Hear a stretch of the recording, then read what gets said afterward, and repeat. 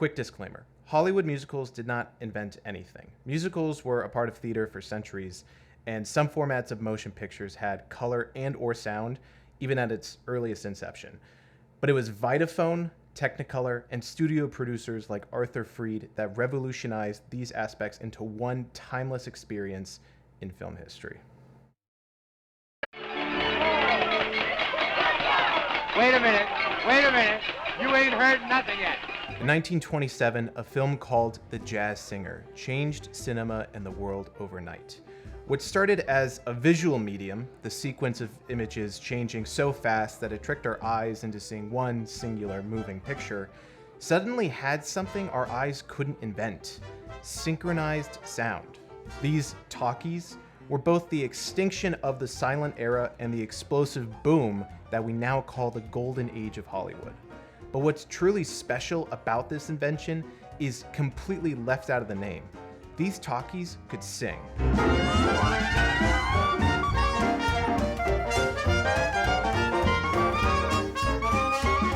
The beginnings of the Hollywood musical were rocky.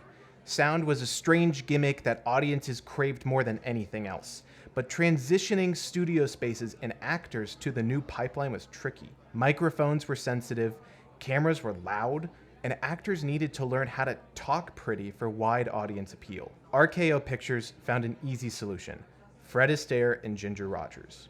Fred Astaire was the suave, tuxedoed gentleman turned legend on the ballroom floor, with Ginger Rogers as his stunning, intelligent dance partner who could also sing on the side. The duo worked best on the dance floor. Sure, they sing original songs written for the film, but the lyrics were quickly put aside for them to dance over the score those songs introduce. If you noticed I said dance now 5 times, it's because that's the only part of these motion pictures they really focused on and that stand the test of time.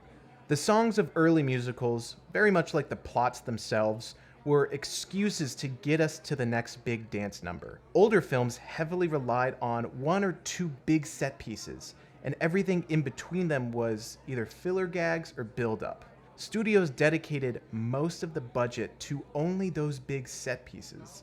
So when heels start clicking and dresses start spinning, the story's progression completely stops. Fred Astaire and Ginger Rogers at RKO kept the spotlight busy in the figuring it out years, just in time for another studio to find the winning formula somewhere over the rainbow.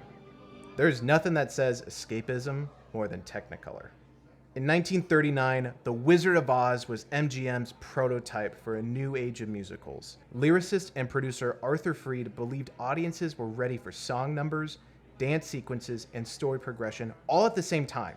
What a wild concept. Add in the invention of the 3-strip Technicolor process, and we have a timeless classic on our hands. Ignoring the TV reruns cementing its cultural success, The Wizard of Oz was the bold step MGM needed to take over the entire genre. Under MGM, old Hollywood musicals quickly became some of the biggest productions of their day. Extravagant sets, huge casts, dance sequences, symphonies, romance, heartbreak, and the most talented stars to grace the now colorful screen. Basically, the new strategy was to put as many people wearing as many colors in front of the camera as possible. Arthur Freed became the creative director of the musical division at MGM and collected the best of the best when it came to stars, directors, lyricists, composers, and dance choreographers. His team created original musicals with original songs and dance numbers. New subgenres like the Sailor musical and aqua ballets filled post-war theaters weekend after weekend. Everything was new and as big as can be. Freed stole talent from Broadway and elevated stars like Frank Sinatra and Esther Williams to blockbuster status. But one man stood out among the crowd: Gene Kelly. Gene Kelly is to Fred Astaire what a football player is to a prom king.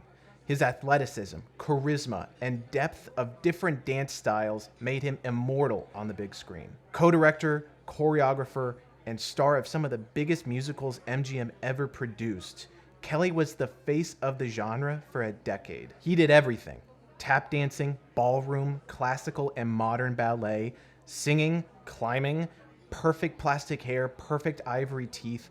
He was a World War II poster come to life. He could joke with real street kids he put on the set and flirt with the leading actress back to back.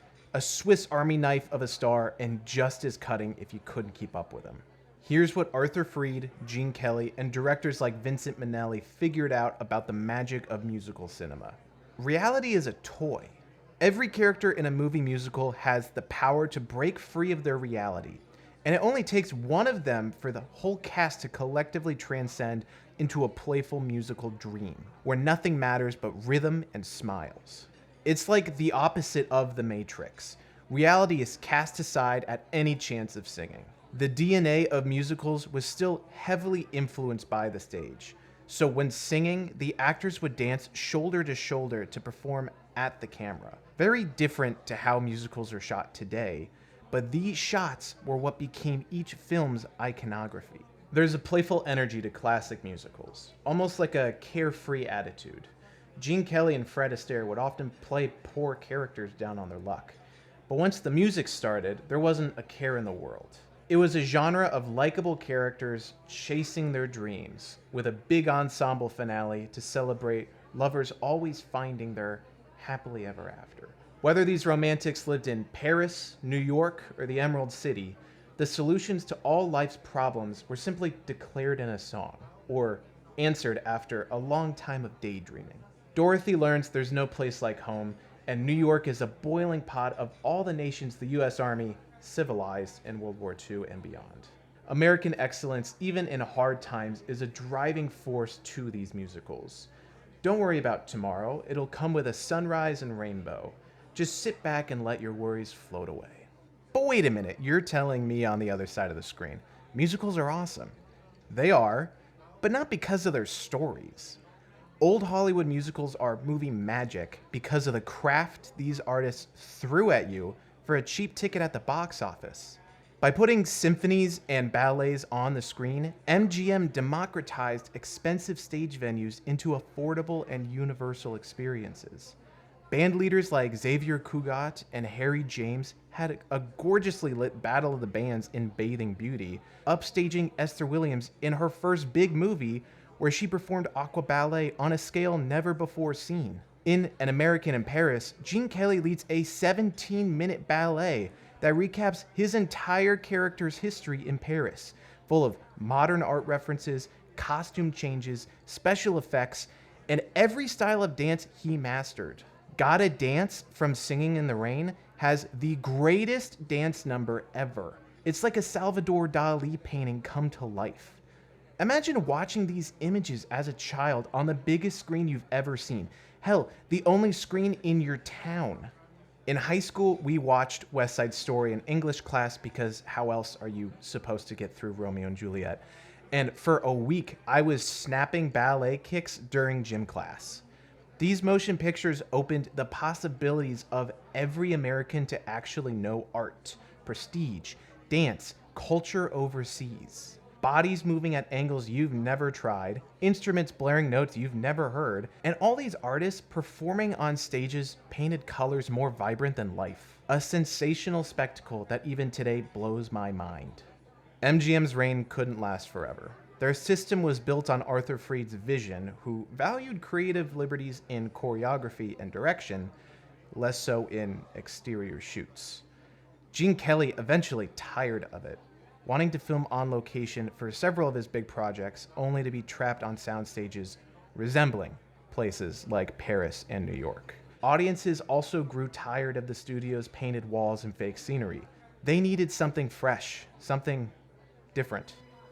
There's a bright golden haze on the meadow. Oklahoma was a recent success from Broadway, and studio execs were foaming at the mouth to adapt it. Its writers, Rodgers and Hammerstein, though, didn't want to sacrifice creative freedom for a big studio paycheck. They produced it independently, on location in Arizona, with a no-name actress and an unknown Broadway singer for Curly, and an experimental widescreen Todd AO film format. A lot of risks that broke the mold so hard that Broadway musical adaptations were back as the standard. RKO distributed Oklahoma to enormous success critically and financially, so studios like 20th Century Fox and Warner Brothers followed suit. The King and I, South Pacific, West Side Story, The Music Man, My Fair Lady, and The Sound of Music all were Broadway adaptations under 20th Century Fox and Warner Brothers in the following years. Runtimes doubled, song lyrics eclipsed Hollywood star power, and albums were sold alongside theatrical runs so audiences got to experience Broadway without flying to New York. And while all this was happening, MGM was left in the dust. Gene Kelly ended his contract in '57, Arthur Free retired in '61, and their soundstages fell silent. The legacy of the old Hollywood musical is probably the most nostalgic of all the genres in cinema. Musician biopics, adaptations of historic Broadway shows, and now we have nostalgia for the Disney Renaissance in the 90s. The Little Mermaid, Beauty and the Beast, Aladdin, The Lion King, Pocahontas, Hunchback of Notre Dame, Hercules, Mulan. Holy shit, it's all the good ones. Thanks to Howard Ashman, Disney's comeback in the 90s heavily relied on old Hollywood spectacle and Broadway musical structure. He made the I Want song a staple of Disney's brand. Tragically dying of AIDS in 1991, Howard Ashman never got to celebrate what his work started. He was a true legend that genuinely revived this genre for new generations to discover. In today's market, audience demand for realism, starting from the 1970s, still has studios scared to go old school. Lin-Manuel Miranda is trying his best to modernize that reality-breaking playfulness under Disney contracts. And Broadway adaptations like Wicked are keeping the box office afloat, except Cats. But Damien Chazelle is the true standout with his 2016 film La La Land. This film isn't just a love letter to Hollywood. It is the soul of old Hollywood musicals dancing alongside the tongue-in-cheek tone of modern filmmaking. His latest film, Babylon, is a near remake of Singing in the Rain, remastering the most iconic scenes with today's biggest stars. After watching the classics, I might finally admit Babylon is a diamond in the rough. Might. Thank you all for tuning in. I'd love to stay for an encore, but the West is calling my name. I'll see you at the edge of civilization, where destiny herself awaits.